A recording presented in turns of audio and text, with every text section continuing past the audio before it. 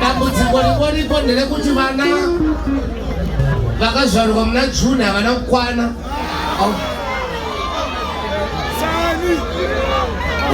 Vasakoma. Inini rakubirthday musi wa 30 June. 30 June. Saka 30 June.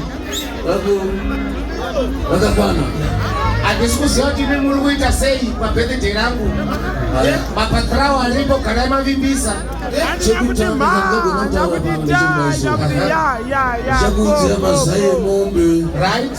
Nokunzira mukaka wehuku. Right. Nokunzira mazondo etsikidzi. Zvitaka zvenhata ya. Asi, asaitapa. But now, Baba Shero, happy birthday.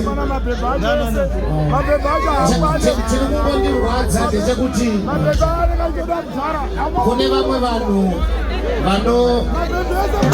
kuda kuzokutorai kubva pandiri. Ndo vanhu vanokutya bati. Ndine madzisekuru vangu ana Siziva Chiredzi.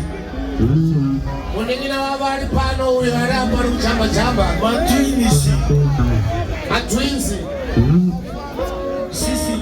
Saka chipo chatinoda kupa hachisi chebhendi, hachisi chaBaba Shero, asi ndechamogeni.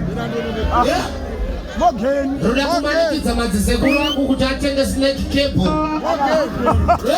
Hatichada mogeni kusaidi uku. Takuda